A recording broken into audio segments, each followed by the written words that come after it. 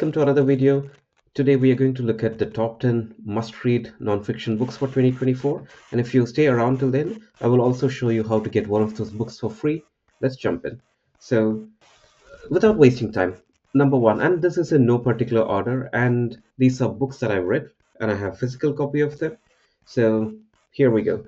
Rules of Work by Richard Templar. This is a brilliant book. I've read this recently. This is from the early 20s early 2000s. Now it offers actionable and practical career advice. So take an example or two. You always hear, learn from somebody else's mistake, but how to actually do that? When somebody else makes a mistake, how do you learn from it?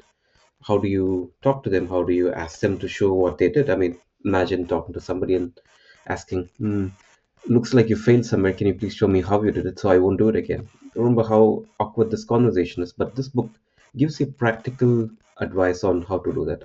So, what will you learn from the book? You'll learn strategies for navigating the workplace dynamics. I would also call the workplace politics, and also some practical tips on advancing your career, be it asking for a promotion, asking for a bonus, getting a new job, etc. So, who is this book not for? It's not for anybody who need deep theoretical knowledge about these concepts. And I have a few books that are brilliant that actually go into the theory of each of these as well. So this book is not for you if you want theory, but if you want quick, practical uh, tips that you can apply in your work life today and tomorrow, then this book is brilliant for you. And we also tell you where it's easier, cheaper for you to buy. So this book is cheaper on Audible. So if you are an Audible member, or you can start the Audible membership for free for the first month. And you can also get one book credit there. I've given away my secret. You can buy this book on Audible for roughly $15, whereas the paperback costs roughly $25. So this book is cheaper on Audible. Number two is Influence. This is one of my personal favorites. The book didn't open strongly for me. This is more like in a TV series example. This was like Breaking Bad for me. It started slow, but as the book evolved, it was just mind blowing what Robert Cialdini, I hope I get the pronunciation right, the way he explains, the way he gives experiments that he and his team did and other researchers did, and how that apply to real life. This is just mind blowing. So, what will you learn from this book? You'll understand the science behind persuasion and influence and how people make decisions. You will also learn how to use them in your real life. So, this book covers a lot of theory, and it also helps you crystallize that into something that you can use in your real life. And I spent a summer vacation in Greece reading this book. Imagine sitting in the sun, you know, chilling out, and this book is just blowing your mind. So this was brilliant for me, and I recommend this to anybody who wants to understand anything about how people sell, how people buy, how people make decisions. And from a pricing point of view, this book is cheaper if you buy it on paperback, and these prices are from the Amazon US. The prices might vary slightly depending on your geography. The benchmark is if it's above $15, go for Audible, because Audible you kind of have a fixed spend, whereas the paperback, the prices can vary. So for this book, I would say buy the paperback on Amazon. The next book, and this was a brilliant book, The Art of Thinking Clearly by Rolf Dobelli. Rolf Dobelli is an expert at taking a huge, complex, intricate idea and simplifying that into 2 or 3 pages. So in this book, he's going through the different kinds of biases we have. So for example, recency bias. So imagine all the, I don't know, regardless of the sport you follow, if you are asked to pick what is the best game that you ever watched, or what is the best restaurant that you've ever been to, or anything like this, you're more likely to give a response that's closer in time. So it's called recency bias, and it happens to everyone.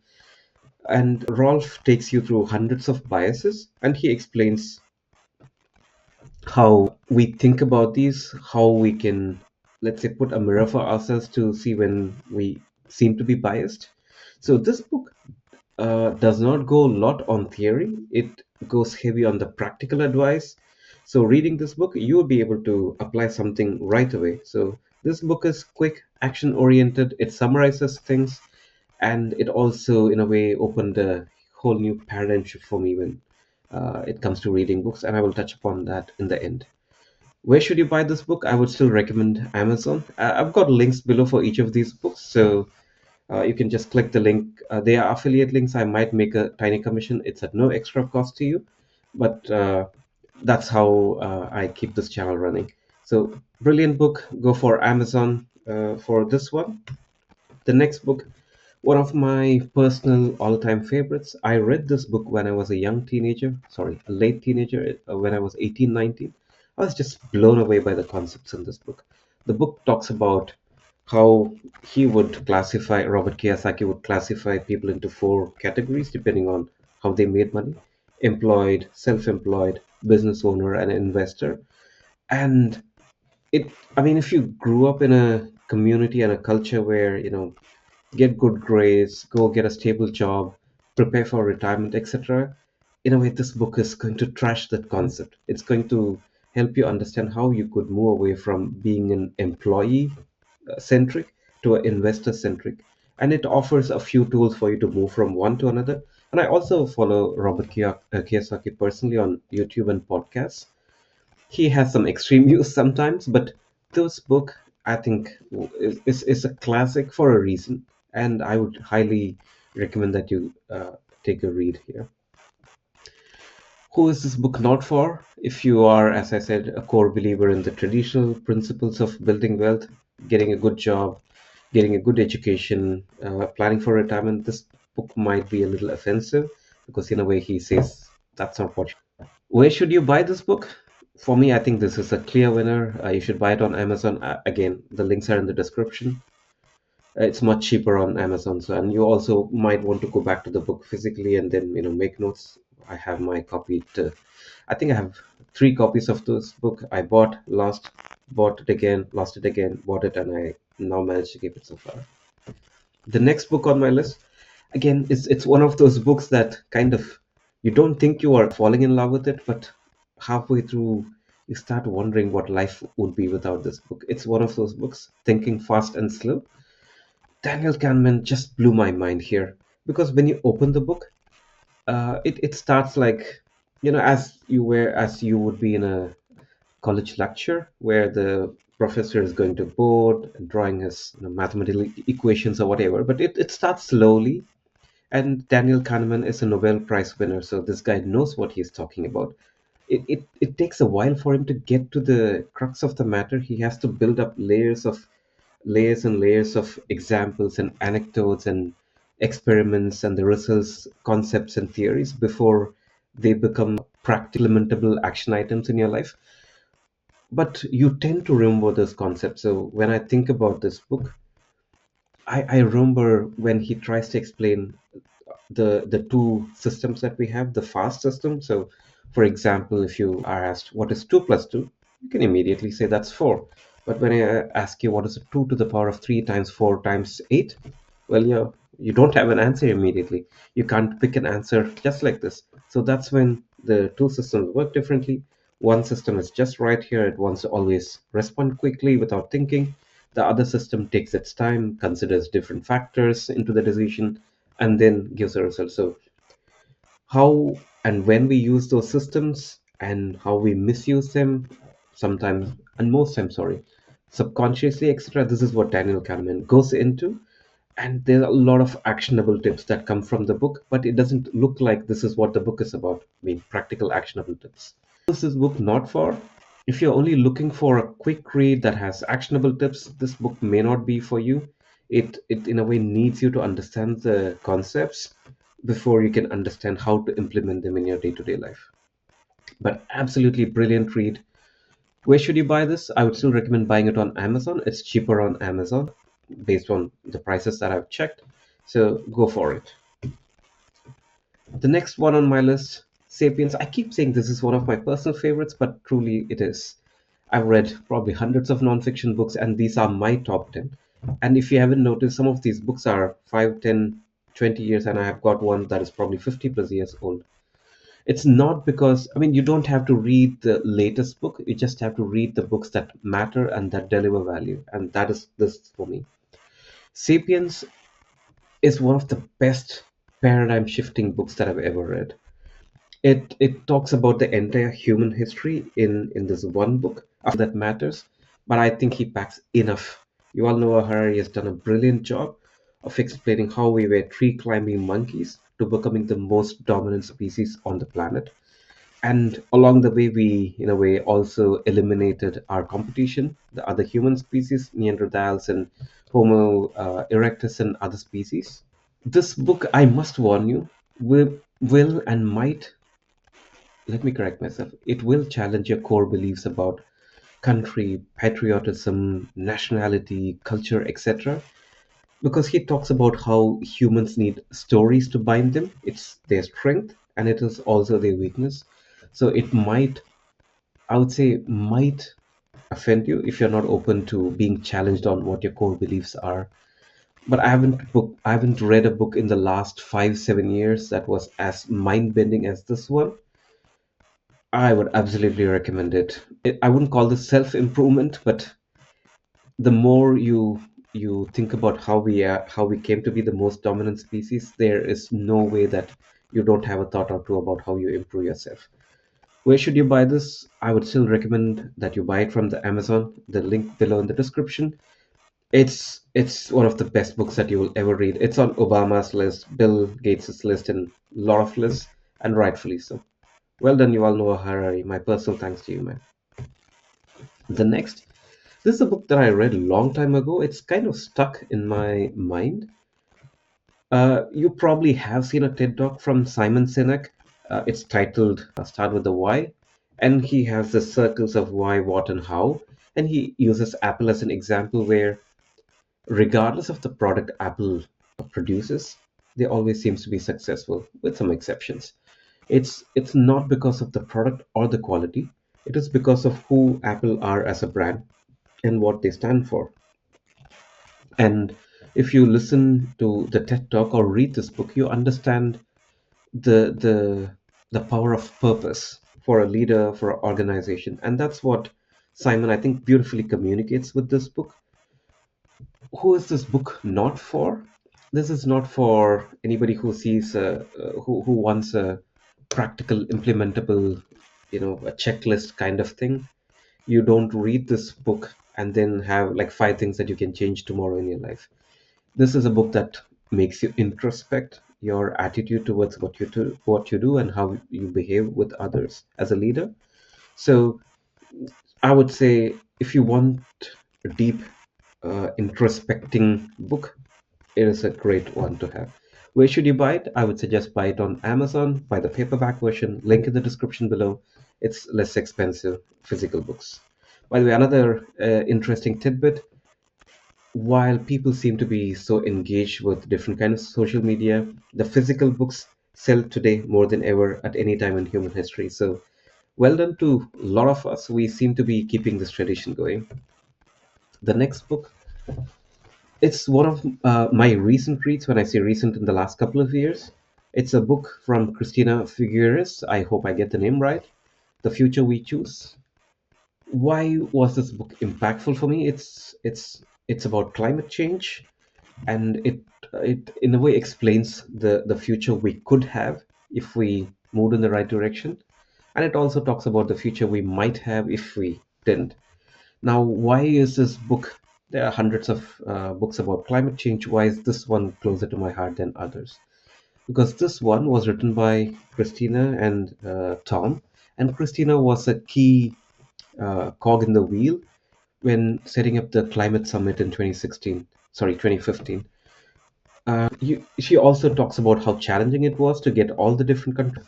And imagine, this is only one of the very few, if not the only agreement where almost all the countries in the world have actually signed and agreed that yes, it's a problem.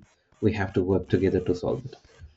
On a side note, this is us taking one step closer towards what Kardashev calls as Type 1 civilization, where the entire globe is, let's say, one city.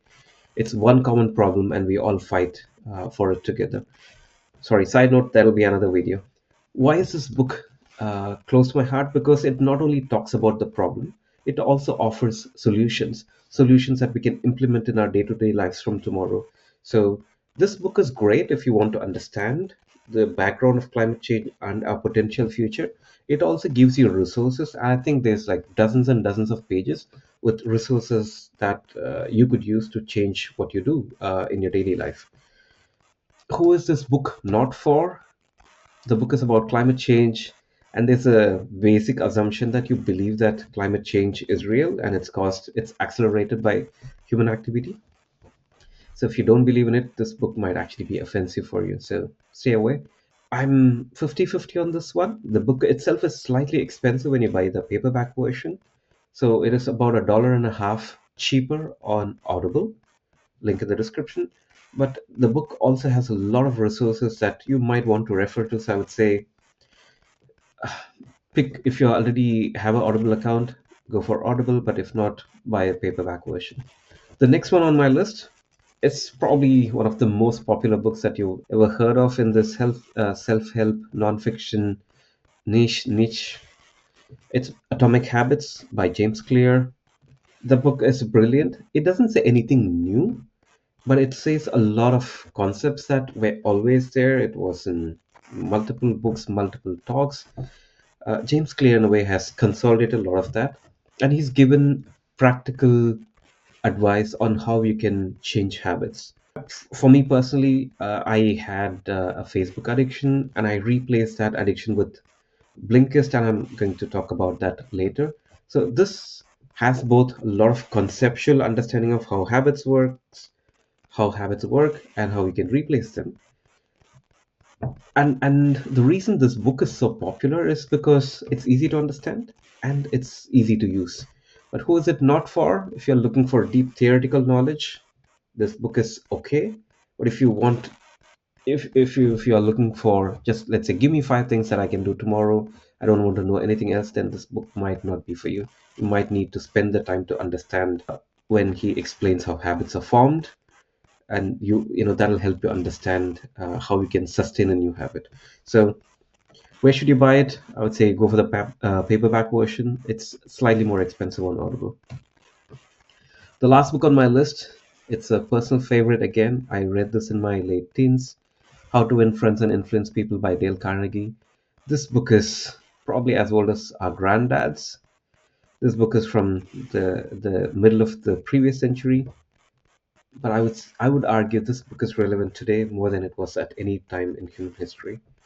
Today we have so much of technology that grabs our attention, so much of technology that makes communication poor between people. Even people sitting in the same room physically, the communication quality has gone down. And this book goes to the heart of communication. It's not what you say, it's what the other person gets. And it's easy to say, and it probably means nothing to you. When you read the book, you actually understand what it means. You understand how to influence people, and I've basically said influence, not manipulate, because I think this is commonly misunderstood. How we can build influence without being a manipulator, without being a liar, and it also explains how just being yourself, but a more self-aware version of yourself, will make you a great communicator, improve your relationships, improve your leadership, and almost every aspect of life. Who is this book not for? Again, if you want a quick fix for the modern era, this book might not have what you need. This book was written long before we were born, and I don't think he imagined the world with internet and mobile devices at the time he wrote, and he doesn't have any practical tips for us. Okay, where should you buy it? Buy it on Amazon. I have a paperback version that I go back to, and I have my notes from many years ago. This is one of those books where I bought, lost it, I don't know how, bought, lost it, how, I don't know how. I have my fourth version of this book. It's exactly the same version in terms of the content, but each time the book comes to you, you are a slightly different person. Those are my top 10, but wait, I told you I'll help you get one of those free. All right, how do you get it? Quick question. Right. Imagine somebody reading these books and giving you a 15-minute summary with the most important points from the book and summarizing the book for you. This person is free to come with you in your car, or when you do your vacuuming, or when you do your laundry, or when you're in the kitchen, or in my case, when I'm in the toilet sometimes. This is what Blinkist does. Blinkist has a wonderful library of some of the most popular nonfiction books. It condenses this into a 15-minute summary. So you could sign up with Blinkist and basically read as many titles as you want or listen to them. And you can pick which of these 10 you would actually like to try for free. Because if you don't have Audible, you can get an account with Audible, links in the description below. And when you start Audible, you get one book for free. So use Blinkist, listen to the 10 books, and use Audible, start the free trial, and get the first book for free. And if you don't like Audible, or if you don't like the experience of audiobooks, or if you think it is too expensive, you could, of course, cancel it before the end of the first month and you won't be billed. And the book that you actually bought is yours forever to keep. All right, folks, that's it for today. Let's get into 2024 with a great new book. See you in another video.